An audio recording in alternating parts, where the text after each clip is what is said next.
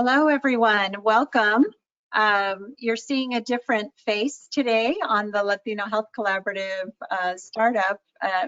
Josie is having some technical difficulties on her end, so we're hoping we can get her in here in just a minute. But we want to thank all of you for being here today, and we have a lot of really great content to share with you.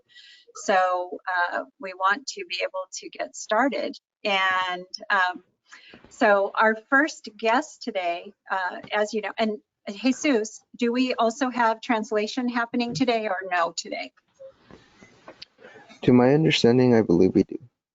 We do. Okay, and that would be in the invitation, correct? Yes. That if they, so if you do need translation, please look at the webinar invite, and it has all the dial-in information there for that. So, but let us know in the chat box if you need any help with that. So as you know, Latino Health Collaborative now has been doing these weekly podcasts or webcasts since, I want to say, since March. So going on several months now, 6 months of really just making sure that all of our constituencies have access to the latest information around issues that are most important, like the COVID crisis, but also things around unemployment, housing, healthcare, and many other things. And so today we have a focus on the reopening process, and we have a very special guest about to come on in a minute.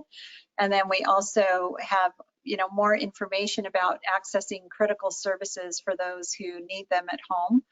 And also a special invitation for you. You'll want to hang on until the end of today's webcast, because we have a special invitation for you that you can join an upcoming event that normally would cost quite a bit of money, but just for this group today, you'll have the opportunity to actually be able to attend that for free. So that'll be towards the end today. So we want to dig right in, and I want to introduce to you someone who I have the privilege of working alongside quite a bit, and who is an amazing leader for our region. And she is Michelle Decker, who is the president and CEO of the Inland Empire Community Foundation. If you're a nonprofit in this sector, you probably know them very well. They have been here for decades serving this region. And Michelle has some very important information to share with us today. So I am going to turn it over to Michelle. Thank you so much, Diana, for the warm introduction, and thank you everyone for what you do. This is a terrific space, and it's been exciting to see how we have organized during COVID and come together and supported our communities. We were talking yesterday, so Diana Reach Out participates on a small but mighty nonprofit subcommittee of the Economic Recovery Task Force for Riverside County. That is primarily chambers of commerce.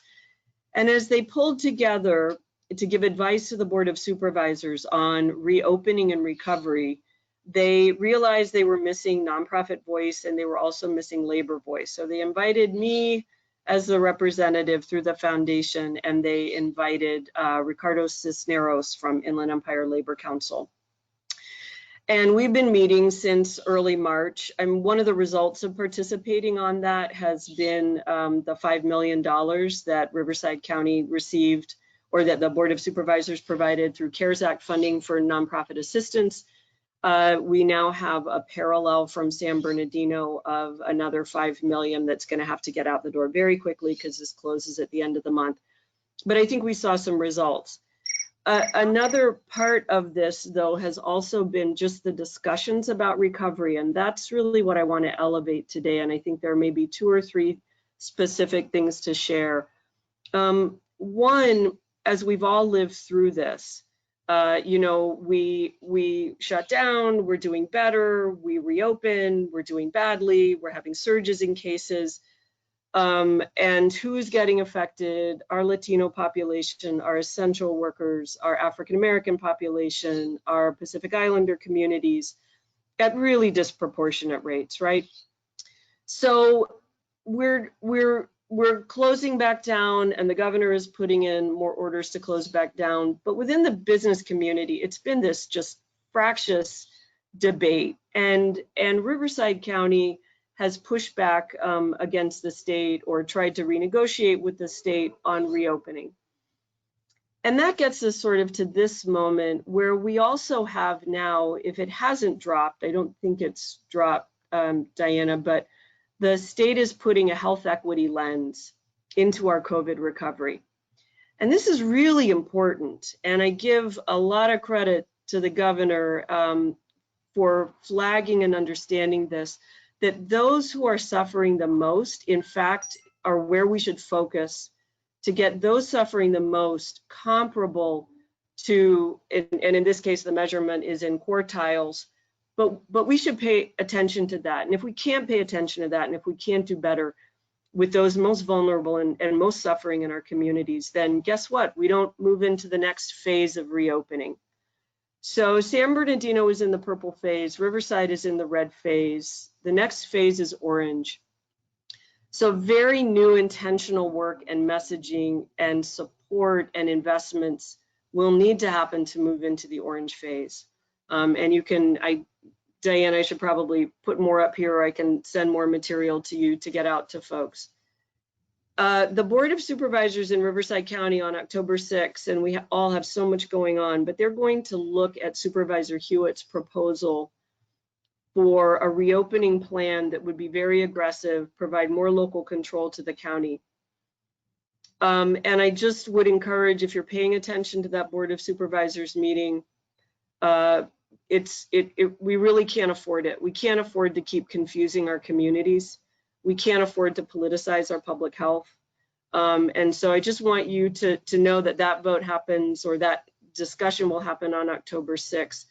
And as of now, the Economic Recovery Task Force yesterday signed, agreed to a letter with some serious, some edits from myself and from IE Labor Council to commit to the phases and to commit to the governor's plan and to work the plan to get us into the orange phase. So I feel like, in a weird way, in all of this kind of conflict, that was kind of a huge win to stay the course and to get the chambers to stay the course with our nonprofit community and our labor community and worker community.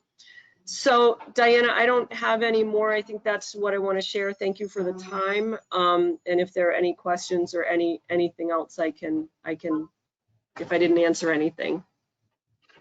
So number one, to Michelle, I just want to thank you for, and I don't know if we're having more glitches because we also, or if you're not able to be on camera, but we don't have you on camera for some reason. So, anyways, so I wanted to just say, you know, at crucial times, this group through Latino Health Collaborative and through Reach Out, we've asked for your support to write letters or sign on to a letter. You know, the last time we did that together was in support of the Black Lives Matter movement, and the equity is a public health crisis piece of that. And we had over 60 of you come together to sign on to that. This is another crucial moment that the Riverside County Board of Supervisors needs to hear your voices. And feel free to put into the chat if you would like to, you know, either LHC can put together a combined letter and you can email Josie and let her know if you would like to sign on, or you can individually send your comments to the Board of Supervisors, speak at the Board of Supervisors meetings, you know, especially if you're a Riverside resident or work in Riverside County. So I just think it's really important that from an equity standpoint, like Michelle said, you know, that we cannot go outside of the state's protocols that are there to keep us all safe. And if we just start opening without guidelines and safeguards, that our rates are just going to increase and we're going to be in a very bad position going forward. So I really appreciate, Michelle, you know, we are here to help in any way that we can, and in helping to mobilize. This group has very much always come together to support important things. So so I'd love to hear from everyone. If you have a chance to put anything in the chat, let us know how you would like to proceed. And Josie will work on putting that together for you. Yeah, Diana, one last thing I will say, and we hear it time again, the supervisors are not hearing from those of us who want to stay the course. they are hearing from people who want to aggressively reopen right now. And so that's really kind of central to the message. And so whatever folks feel like they can do, and we know that Supervisor Jeffries and Supervisor Spiegel voted to advance the resolution to the task force and to county staff for advice and guidance, hence why we wrote the letter to stay the course. So. And Michelle, do you, and maybe that now that you were able to get some additional wording in there, if you could share that out with us, like you said, and we'll be happy to send it to our entire list and get a lot of movement on that. And I think the point you just made is so critical. Right now, all the Board of Supervisors is hearing is the people who are saying, or are the people that are saying, open up now. They're not hearing our voices, and because we're not raising them enough. And so, you know, start writing to your Board of Supervisors. Like I said, we can put something together for you, whatever you would like to do on that, because opening up without good guidance is not going to be a good thing for Riverside County, and it's just going to put us farther behind in the long run. So, and cost a lot. So. Yeah, no, you know, we will definitely, anything that you can send out to us, Michelle, please do, and we'll pass it on to everyone. So, okay.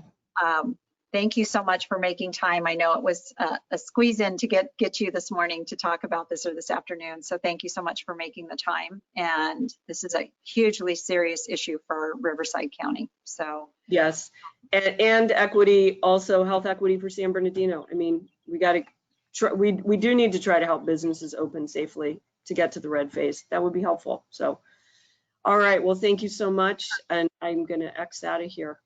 Yeah. Thank you, Michelle. Thank you for coming on. We appreciate it. Take care. Okay, everyone. I don't know if we've been able to get Josie back yet. Has she been able to get back in yet, Jesus? Yeah, she's right here. Ah, good. Okay. Josie, welcome back. So I will now step down and turn it over to Josie. Thank you. Josie, you're muted.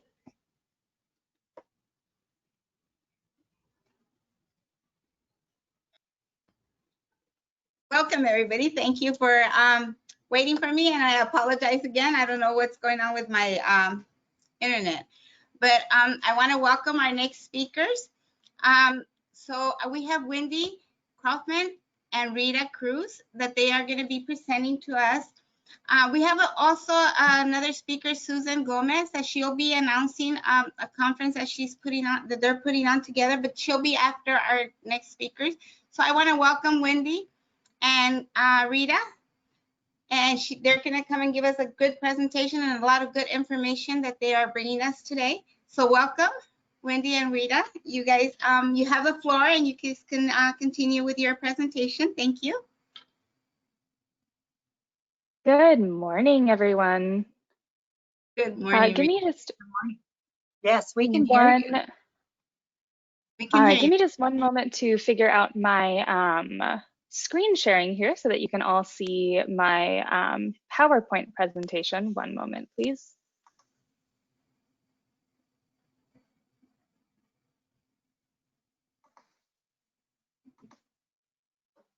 All right, is everybody able to see that? Yes. Okay, perfect. So let me introduce myself first. My name is Winter Koifman. Thank you so much, Josie, for having me.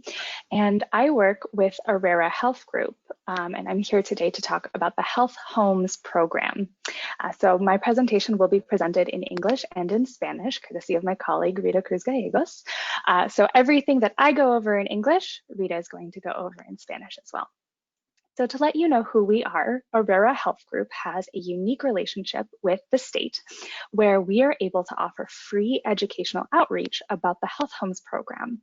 And this is outreach that we offer to folks who are working in the community with populations who could benefit from these services. So my goal with my outreach is to make sure that people know what the Health Homes program is, what sort of services it can offer, and how they can connect their clients to these services.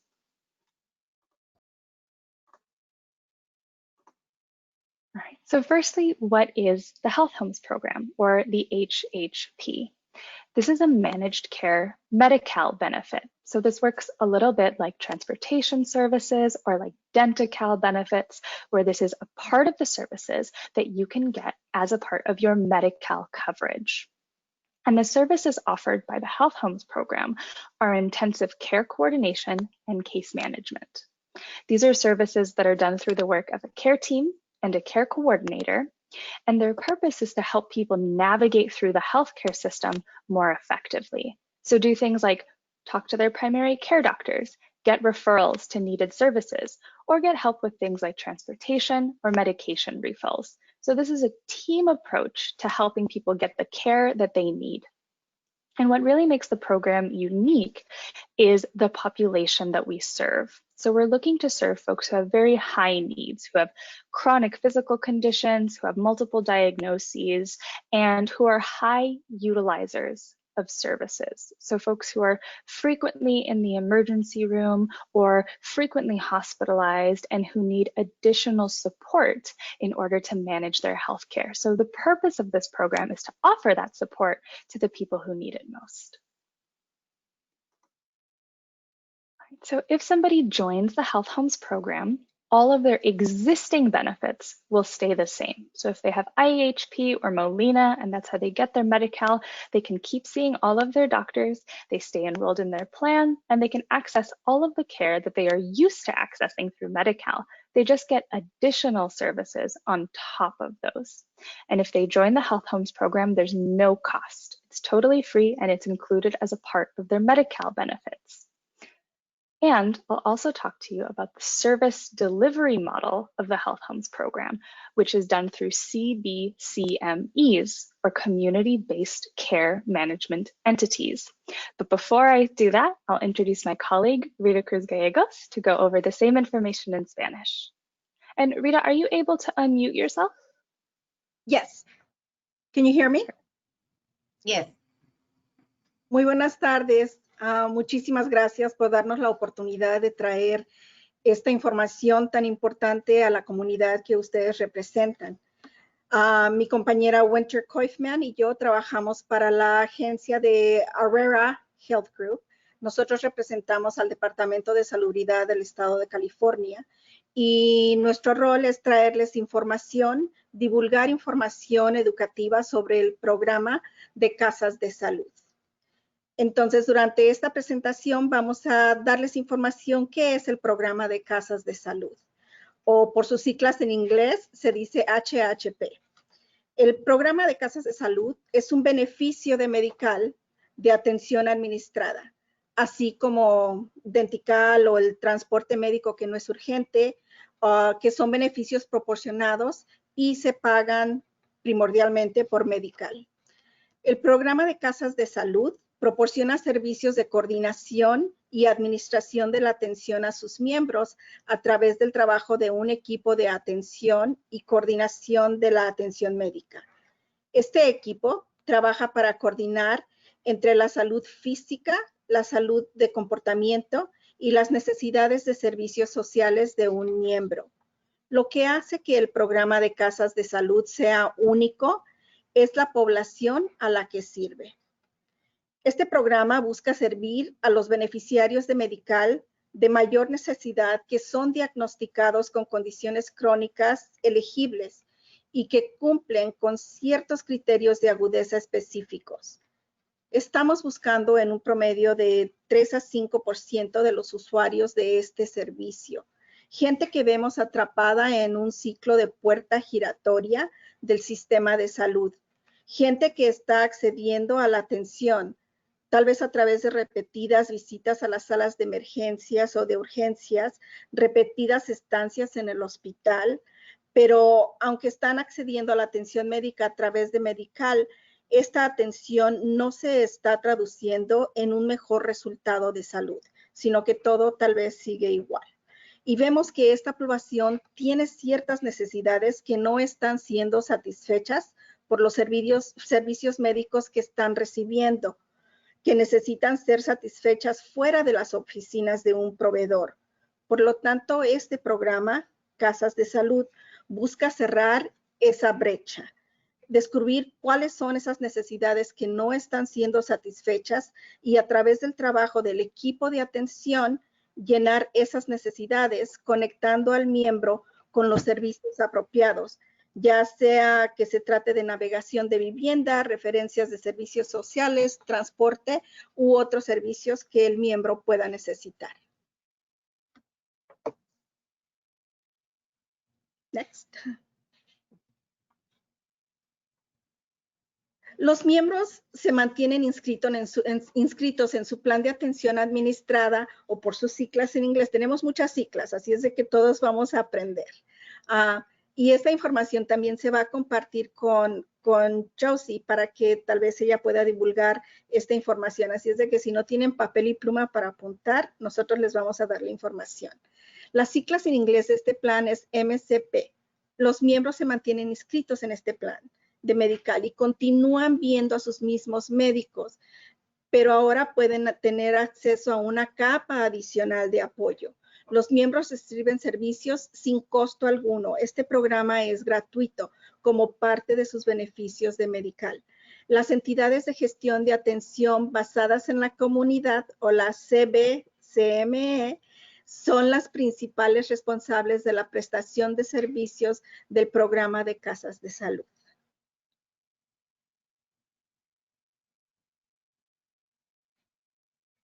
So these CBCMEs, community-based care management entities, are the providers based in the community that are responsible for delivering health home services to their members. These are providers, and they can be FQHCs, rural health centers, behavioral health centers, any sort of healthcare provider that is already working with this high needs population and has existing relationships in the community where they're working with these vulnerable patients. In order to become a community-based care management entity, providers contract directly with the managed care plans. They talk about things like where they're located, what sort of patients they serve, and how they can offer health home services to their members. And the way in which CBCMEs, community-based care management entities, provide care to health homes members is by housing the health homes care team staff. So in the ideal model of the program, I would be able to see my primary care doctor and my health homes care team in the same visit in the same place. And that way I get my primary care services and my social wraparound services all in one go. That is the ideal model of the program, but care team members are also mobile and they can do their work out in the community. So they can bring these care coordination services to their members wherever they are, whether that's at home, in the hospital, maybe visiting them at work, or somewhere where it works for their schedule to receive health home services.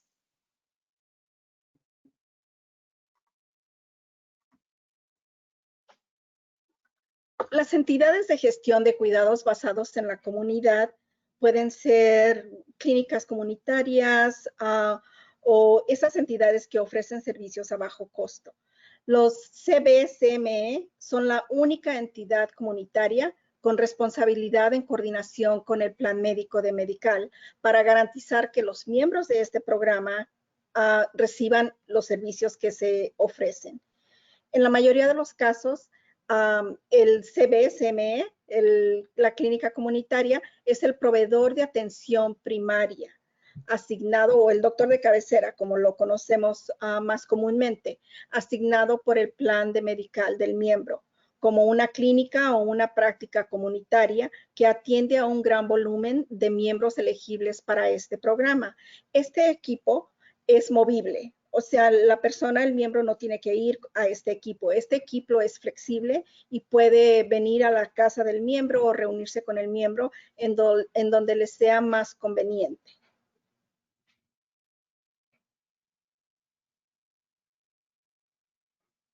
I apologize. I keep forgetting to unmute myself when it's my turn to talk.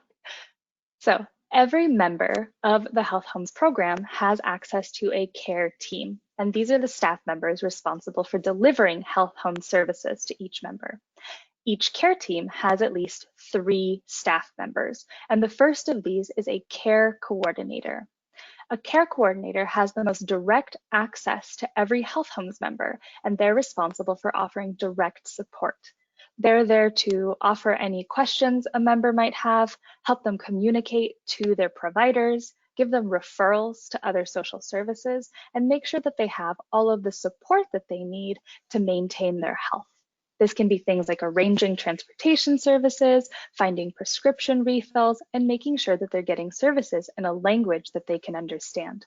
So really, the care coordinator acts as a resource for each Health Homes member for all of their different healthcare needs. The care coordinator can also be a resource for providers so that doctors can communicate to one another about their patients and they have access to the same patient data. In addition to the care coordinator, we have the HHP director. They have a more administrative role on the team where they oversee reporting, management, and operations. They also collect data for the Health Homes program, and the data that we're looking at is information like how often am I accessing Health Home services? What kind of care am I getting through the program? And most importantly, how is my health outcome getting better as I am a part of the Health Homes program? And last but not least, we have a clinical consultant who reviews and advises on the Health Action Plan, or the HAP, and they also serve as a clinical resource to assist the care coordinator as needed. Now, a Health Action Plan, or an HAP, is an individualized care plan through this program, and I'll talk more about that in the slides to come. So in addition to those 3 care team members that are a part of every care team, we can also expand the care team to include other providers based on the needs of each member. This could include specialists like pharmacists or nutritionists, community health workers or promotoras, especially for the educational components of this program, housing navigators for members who have a housing need, and of course the member themselves, their family, their friends, and their caregivers. We also emphasize the role of community-based organizations, or CBOs, because community-based organizations are already offering services in the community that can meet the needs of Health Homes members. It's the care team's job to know what sort of resources exist in the community and how to connect their members successfully to these supports. These CBOs can be things like food banks, social service agencies, case management, and other services that exist in the community to support Health Homes members.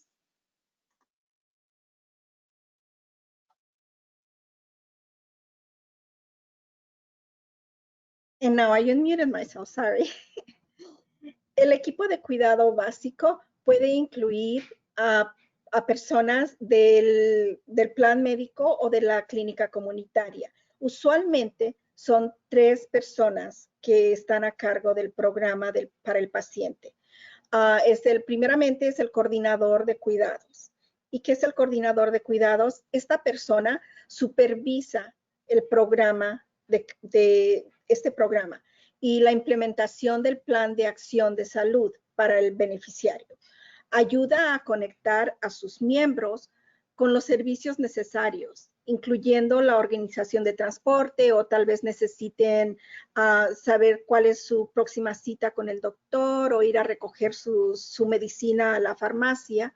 También apoya directamente la administración propia de miembros, lo que incluye ayudar a hacer citas y con el cumplimiento del tratamiento. El coordinador de cuidados coordina exactamente como dice su título, todos los cuidados para beneficio del miembro. Next.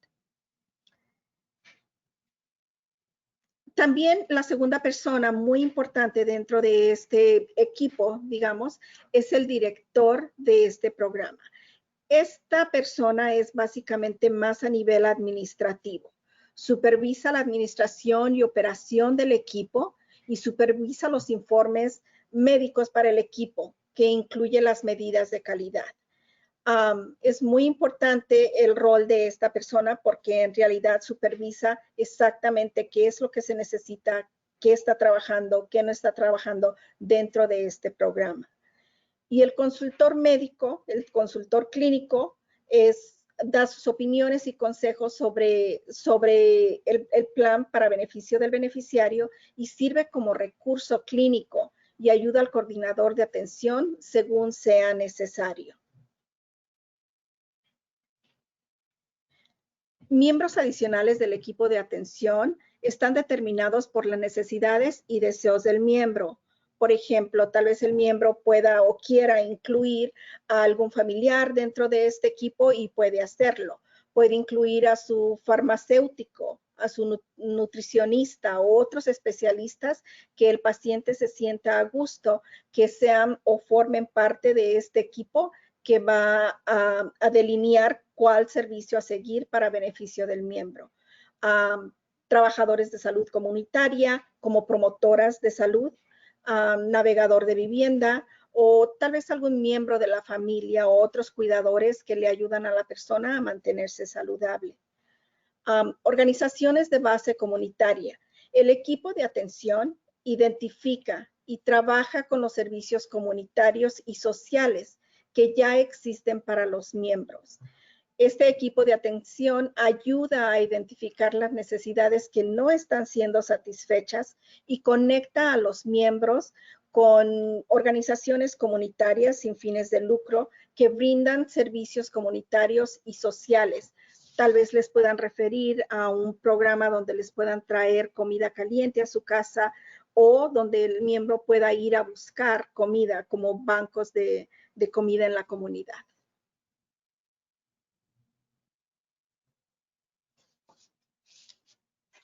So eligibility and enrollment. There are 3 requirements that members have to meet in order to join the Health Homes program and receive Health Home services. And the first of these is that they have to into a Medi-Cal managed care plan or an MCP. In the Inland Empire, that would be IEHP, the Inland Empire Health Plan, or Molina Healthcare. So the first step would be enrolling into a Medi-Cal managed care plan. And like Rita mentioned, before I go over these slides, I want to say that I will be sending out these materials. So Josie, I'll give you a copy of this slide deck so nobody has to memorize the things that I'm putting up here today. So if you see this big wall of text, you don't have to write anything down or take a photo of your screen. I promise I'll send all of this out to you after our presentation. So the second eligibility criteria is that you have to have a chronic condition that meets the criteria for this program. And I can do that by being able to check off one of the boxes that you see on this slide. So I can qualify by having any 2 diagnoses from that first bullet point. I can have chronic obstructive pulmonary disease or COPD, diabetes, a TBI or traumatic brain injury, chronic or congestive heart failure, coronary artery disease, chronic liver disease, chronic kidney disease, dementia, or a substance use disorder. I could also have hypertension or high blood pressure, as well as COPD, diabetes, coronary artery disease, or chronic or congestive heart failure. Second from the bottom, we have what we call our SMI category, or our serious mental illness category.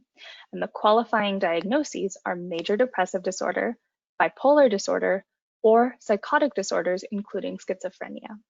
And lastly, asthma also qualifies for the chronic condition criteria for this program.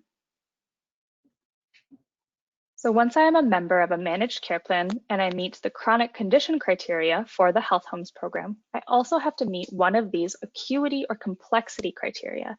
And again, I can do that by being able to check off one of the boxes on this slide. I could have comorbidity, where I have 3 or more HHP eligible chronic conditions. I have stayed in the hospital at least once in the past year. I have visited the emergency department 3 or more times in the past year, or I am experiencing chronic homelessness. And the definition of chronic homelessness that we use for this program is based on the state definition. And we say that a person is chronically homeless if they have a condition limiting their activities of daily living, and they have been homeless for 12 consecutive months or more, or 4 or more periods of time in the past 3 years. A person who lives in transitional housing or has been residing in permanent supportive housing for less than 2 years is considered chronically homeless if they were chronically homeless prior to residence. And I want to point out that when your activities of daily living are limited, this can be things like not having a safe place to store or prepare food, not having somewhere to shower or bathe every day. So I don't have to be literally street homeless in order to meet this definition. I could be staying with friends, I could be couch surfing, or I could have unstable housing, and I might still qualify for this definition of chronic homelessness. Para acceder, ¿cuál es la elegibilidad e inscripción? ¿Cuáles son los requisitos? Para poder acceder a los servicios de este programa, los miembros deben de cumplir con 3 de los siguientes requisitos.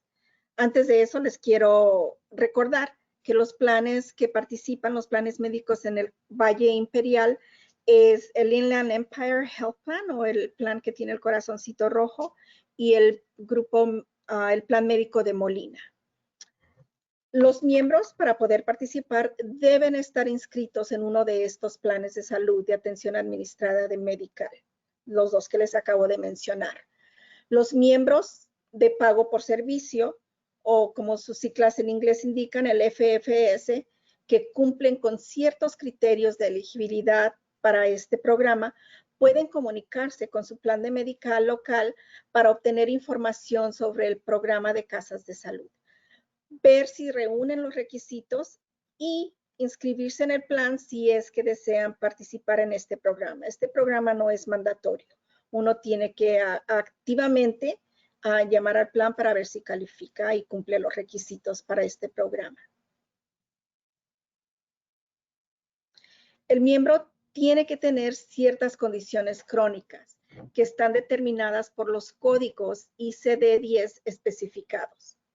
Primordialmente, el miembro puede marcar al menos una casilla de la siguiente lista de continuaciones. Y les quiero recordar lo que les dije antes. Es mucha información que se les está dando. Mi compañera Winter le va a mandar esta presentación a Josie para que ella pueda compartirla con ustedes. Así es de que no traten de volverse locos tratando de escribir toda la información, porque es mucha información y es muy importante. Mejor comparto con ustedes si me escuchan. Al menos 2 de las siguientes enfermedades: enfermedad pulmonar obstructiva crónica, diabetes, lesión cerebral traumática, insuficiencia cardíaca crónica o congestiva, enfermedad coronaria, enfermedad hepática crónica, enfermedad renal crónica, demencia senil o trastornos por uso de sustancias. También si tienen hipertensión, presión arterial alta, y uno de los siguientes: enfermedades pulmonares obstructiva crónica, diabetes, enfermedad arterial coronaria o insuficiencia cardíaca crónica o congestiva. También uno de los siguientes condiciones mentales: trastorno de depresión mayor, trastorno bipolar o trastornos psicóticos, que incluye la esquizofrenia, y también el asma.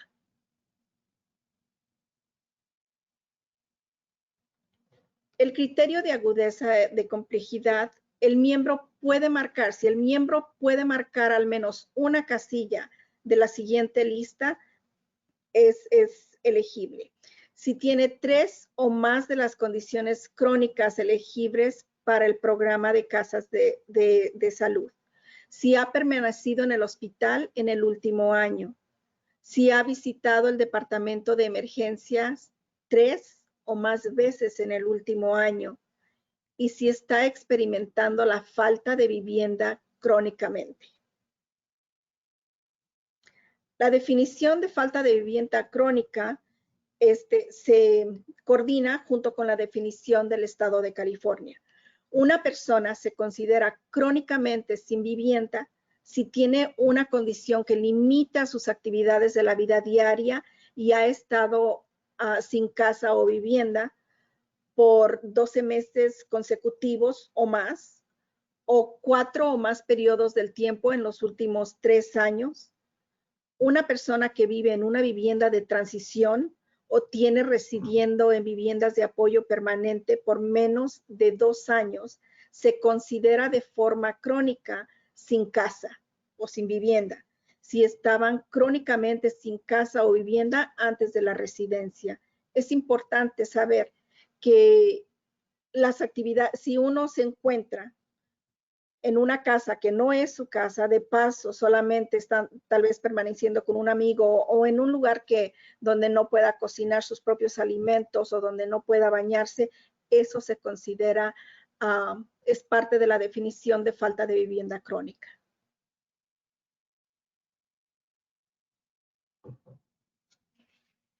So once somebody meets those 3 requirements to join the Health Homes program, there are 3 ways for them to join. The first is that many members who qualify for Health Homes will be contacted by their managed care plan. It is the managed care plan's responsibility to reach out to their members and tell them about the Health Homes program and ask if they would like to join. They use data from the state called a TEL, or a Targeted Engagement List, that shows them which of their members have high needs, have these conditions, and could be a good fit for the Health Homes program. And then it's their responsibility to reach out to these members, whether it's seeing them in person, calling them over the phone, sending them an email, or any way that they can contact these members to let them know about the Health Homes program. Secondly, providers can refer members by submitting a referral directly to the managed care plan. And lastly, members can contact their managed care plan and ask for more information about the Health Homes program and ask if they qualify to receive these services. For all 3 of these examples, this is an optional program that members have to consent to enroll in. So no one is automatically enrolled in the program. Nobody has to opt out of being enrolled. It's all due to member choice, and a member has to choose to participate in the Health Homes program. In the same way, if members would like to disenroll from the Health Homes program after they join, they can do that at any time, and it does not affect their Medi-Cal benefits. So if they disenroll from the Health Homes program, they will still have access to all of their other Medi-Cal services. Hay 3 formas para que los miembros se unan o se inscriban a este programa. Es muy importante que sepan que es la responsabilidad del plan médico, del plan de Medi-Cal, comunicarse con sus miembros e informarles sobre este programa. Muchos miembros, ojalá y puedan ser, que califican, serán contactados acerca de este programa por su plan médico de Medi-Cal. También otra opción que existe es que sus doctores, los proveedores, pueden recomendar a miembros que ellos crean que califican, les puede dar una referencia a su plan de Medi-Cal del miembro para que consigan más información sobre el programa. Y la tercera opción es de que los miembros mismos pueden solicitar información a su plan de Medi-Cal y ver si califican basando en sus circunstancias que puedan tener. Es muy, muy importante que los miembros sepan que este programa no es obligatorio. No se les va a inscribir automáticamente. El miembro tiene que activamente acceder y firmar o estar de acuerdo en poder participar en este programa. No se les va a inscribir automáticamente solamente porque el plan médico crea que este miembro califica. De igual manera, si el miembro se inscribe en el programa y resulta que no le gusta o no es para él o se quiere salir del programa, puede hacerlo en cualquier periodo de tiempo. No hay un tiempo específico donde tenga que salirse del programa. Puede simplemente comunicarse con el plan y decirle que quiere salirse del programa. Es muy, muy importante que sepan que no hay un periodo de inscripción o para salirse del programa. And the last thing that we'll go over today are the 6 core services of the Health Homes program. These are the services that the care team and the care coordinator seek to deliver to each member through their work with the Health Homes program. Now, In order to respect everyone's time, we're going to be going over these very briefly, but in the materials that I send out to you all after this meeting, you can see in detail what each of these services look like and what sort of benefits they can give to members when they're receiving this care. So the 6 core services of the Health Homes program are comprehensive care management, which centers around the Health Action Plan, or the HAP, care coordination, health promotion, comprehensive transitional care, member and family supports, and referrals to community and social services. And what we did want to go over with you today is how referrals work through this program. Oh, which I will do after Rita, after Rita introduces these 6 core services. Solamente les vamos a repasar brevemente todos los servicios principales que este programa ofrece, riquísimos en beneficios, pero para respetar el tiempo de todos nosotros y de la siguiente presentadora, solamente les vamos a decir brevemente la información en detalle, se le mandará a Josie. Hay 6 servicios principales dentro del programa, que es la administración comprensiva del cuidado. Es donde se desarrolla el plan de acción de salud para el miembro. La coordinación de cuidados. ¿Qué cuidados ofrece este programa? La promoción de la salud, cuidado de transición integral, apoyos para miembros y familias del miembro sobre este programa y referencias a otros servicios comunitarios y sociales. A little bit about how referrals work through this program. This program offers a very heavy touch referral service where care coordinators are involved from the first to the last step of referring somebody to services. And the 2 most common services that we see as barriers to healthcare access are a lack of housing or a lack of transportation. So for transportation, that is a Medi-Cal benefit. So if you are enrolled in a Medi-Cal managed care plan, you can get transportation to and from medically necessary services. Your Health Homes care team can help provide authorizations for that transportation and can help you arrange pickups and drop-offs so that you have transportation to and from your medical appointments. And housing. So the Health Homes program does not directly provide housing. We can't provide things like rental assistance, and we can't give anybody the keys to an apartment.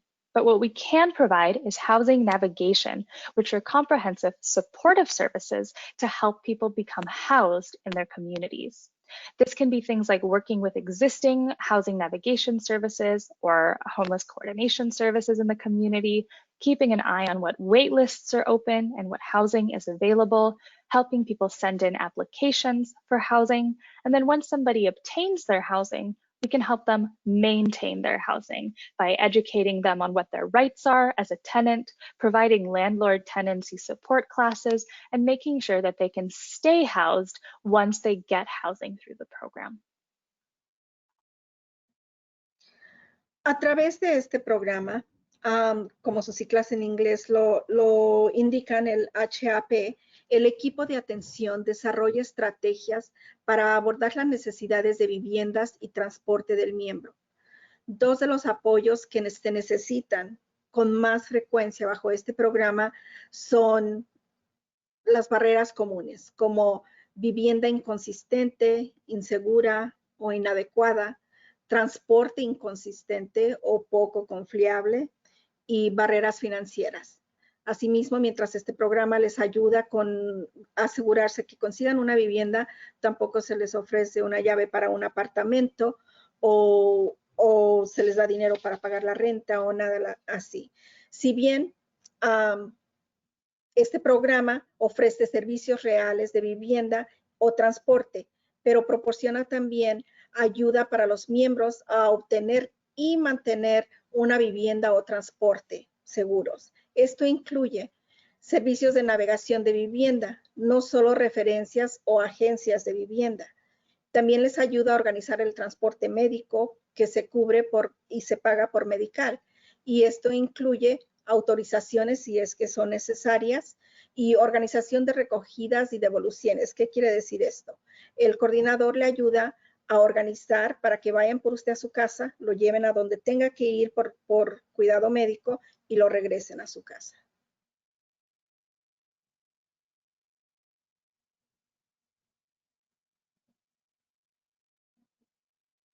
So we skipped a slide there just for time, but I did want to introduce you to the Healthcare Options Hotline, or the HCO hotline. This is a fantastic resource for anyone who has questions about Medi-Cal.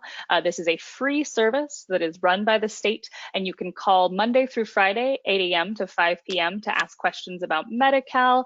If, for example, you lost your card, or if you just moved to a different county and you want more information, they will provide free information and support over the phone, and they do have support in multiple languages.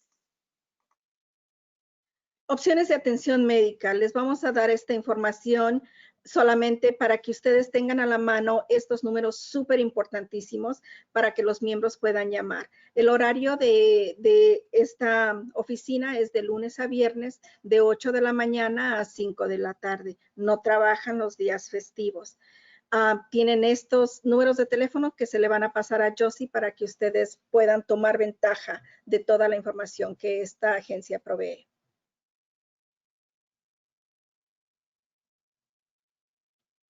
Here we have the contact information for IEHP and Molina, which are the two managed care plans in the Inland Empire in both Riverside and San Bernardino County. And like we said before, we will be sending out all of this information so that you have access to this contact. And the last thing we'll point out is our website, which you can access at bit.ly/healthhomes. And this is where we keep all of our resources that have to do with the Health Homes program, including this slide deck. So they're all available for free. We have materials that are designed for educators and for patients and for people who are dual eligible or who have mental health disabilities. And we created all of these materials to distribute to the community so that people could learn about the Health Homes program. So if you would like to print out copies, if you'd like to email copies to your staff or to your patients, we would encourage you to do that. And then there's also my email address, which is winter@arrerahealth.com. So if you have any questions after this presentation, I would love to hear from you over email, and I could give you more support and more information about the program. But I do encourage you to visit our website and look through all of the resources that we have available. Finalmente, los contactos del plan de Medi-Cal en el Valle Imperial. Es el plan de salud de Valle Imperial, IEHP, y el plan médico Molina Healthcare. Por favor, comuníquense con ellos para más información e inscripción sobre el programa.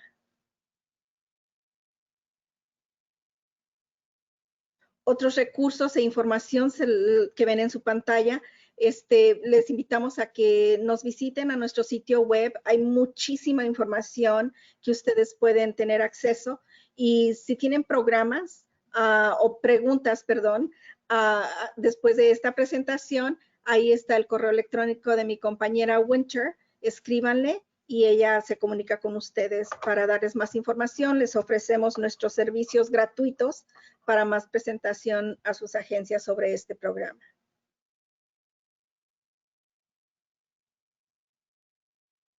Y muchísimas gracias por darnos la oportunidad de estar aquí con ustedes. Thank you so much for having us, Josie. We really appreciate it. Oh, thank you. Thank you. It was very good information. Thank you very much for all the information. We will put it in our website. I don't know if Susan is on the line with us. She wanted to promote the conference, but Yeah. I'm here. I don't know if you can hear me or not. Yes, I can hear you. I can see you. But Good afternoon. I'm going to go ahead and turn it over to Susan because we're running out of time, so she could introduce us to our conference that she's inviting us to. And then we'll go and see if we have a little bit of questions. If not, we'll go ahead and continue. Susan, welcome. You want to introduce yourself? Yes, thank you so much. Good afternoon. Buenas tardes. Soy Susana Gomez. I am the executive director to a program called the Inland Empire Community Collaborative. It's a group of about 87 nonprofits, both in Riverside and San Bernardino County. And we work to help build the capacity and the infrastructure for nonprofits. So this is thank you first, Diana and Josie, for allowing me to take a few minutes to do this. And it really means a lot to me. You were very gracious in allowing me to share this conference. And I'm strongly feel it's so important that, as Diana kind of alluded to, we're not looking at making money for this conference. We really just want nonprofits and staff and people to come and be able to learn and have a place to get good information, especially right now with what's happening with COVID. So it's a 2-day conference on October the 8th and the 9th. It's half day because nobody can stay on Zoom for more than 3 hours at a time. So we have had really wonderful presenters. Most notably this year, our plenary is from a very renowned consulting firm called Compass Point. His name is Cad Smith, and he'll be speaking in the morning. But we have George Weiner from Whole Whale. He'll be talking about digital, and everything's focused on equity, inclusion, unity, and advocacy is the theme for the day. So it is some takeaways around how we fundraise as well online and what that looks like differently now. The second day, our plenary will be Jan Masaoka, who also will be talking about how we can better implement policy changes in our community. And I know Latino Health Collaborative has been really a benchmark for that kind of effort throughout the county for many, many years. So we're hopeful that you can also take advantage of that. We have the Dolores Huerta Foundation, who's coming in to talk about how they are using ArcGIS mapping. So please take a look at the website. I know we're kind of short on time. All I hope that is we are going to make available to everyone all the content for both days. You can pick wherever you want to go. And at the end, we'll be giving you all the tools so you won't feel like you missed something if you sit in live on another part of the conference, and you'll have both days. So this is being extended to Reach Out and the Latino Health Collaborative. So if you put in a discount code of IECC and the number 1, this conference is free to you. And we've never done that, but I think that for us, I'd rather have the room full and everyone having access to who's going to be here. Many of these speakers, their fees are generally $5,000 to $10,000 to be a plenary, and they've agreed to do it for free for us. So that's the level of presenters that we're able to get this year, and we're just hoping you can attend. So thank you, both Diana and Josie, for letting me to do that. Well, thank you. Susie, I have to say, last year, Reach Out took our entire directors management team to your conference. We got to actually be in person back in the olden days.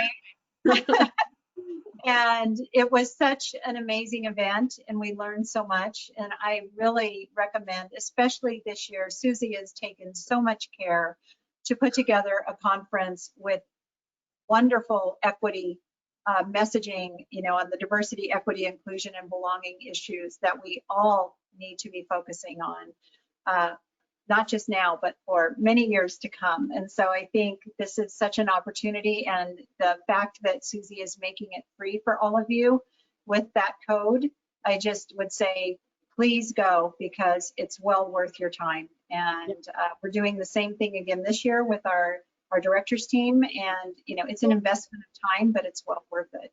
So thank you. And I don't know if your camera isn't on, but maybe that's intentional. But if people no, I don't need. Okay. That's okay, you're good, girl. So, but any way that we can help, we want to help spread the word around this conference, because it's definitely time well invested. So thank you so much. You're welcome. Thank you again for having me. Muchas gracias. Un placer. Gracias. Thank you. So I just want to say thank you to all our speakers. I know, Michelle, I didn't get to talk to you, but I will get in contact with you to see what you need for us to help you with and see what our next steps are. And we will put it in our website. Also, Winter and Rita, thank you for all the information. We will also wait for you guys to give us the information and put it in our website and our Reach Out Facebook. We'll have all the information. We will put the poster up, the flyer up for the conference, and we'll put the code so you can register free. If you guys do not get it, it's IECC number 1 and the number 1. But we will put it in our media, our website, and our Facebook, Reach Out Facebook. So I just want to say thank you. It was very good information from all of you guys. Josie, we have one question in the question box that I don't know if it got answered for our speakers. We didn't. What age group does the HHP serve? So I just wanted to make sure that we could get that answered. Rita, are you still on? Or Winter? Yes, absolutely. Sorry, let me turn my camera on again, but there's actually no age limit for the Health Homes program. So as long as you are a member of a managed care plan and you meet the other 3 criteria, there's no age group. You can be any age. Perfect. I just wanted to make sure we got that answered. Thank you so much for coming back on so quickly. Yes. And then just also wanted to make sure that everyone took note of the attachment in the box, but Josie will also send that out on the Masks Are Medicine contest. Guys, I can't tell you how amazing the entries are that are coming in. Like, some of them practically make me cry. We've had songs submitted, people singing about the COVID crisis and wearing a mask, staying distant, washing your hands. So this is Riverside County residents. This one is only open to, but it's so amazing. You know, we've had amazing drawings, videos, paintings, everything you can imagine, and you're going to start to see those come out. But every week there's a $50 prize, and then the grand judging, the entry deadline is October 9th. So you don't have much time. Please share that out. The whole purpose of this contest is not to give prizes away, quite frankly. It's all about reaching hard to reach populations with messaging that is created by people from hard to reach populations. So just wanted to throw that out there. I know we're way over time, so thank you for that. No, we're way over time. I just also wanted to let you guys know tomorrow at 11 o'clock, and we will put it in our website, the link. If you guys want to see our first parade of all electric cars and equipment, it's going to be going on tomorrow morning, and they're going to show it off at in Long Beach. So it's going across that big bridge that crosses from Long Beach to San Pedro. So you guys are welcome to link in and go see all our new electric trucks that are going to be in our parade tomorrow. So it's going to be very exciting. I just want to say again, thank you very much for everybody that came and did all that great information. And we'll keep you updated on what's going on and what's happening. I want to invite you back next week. We are having Dr. Shapiro back, and he will be coming and talking more about all the updates on the COVID-19 and how important it is about getting your flu shot. So please join us next week, and we will have more information for you. If you guys have any questions, my phone number is down in the bottom, and my email, and you can call us anytime and ask us anything. Thank you very much, and I wish all of you guys have a wonderful, wonderful weekend and a good rest of your day. Thank you, everybody. We'll see you next week. Thank you. Thank you. Bye-bye. Bye-bye.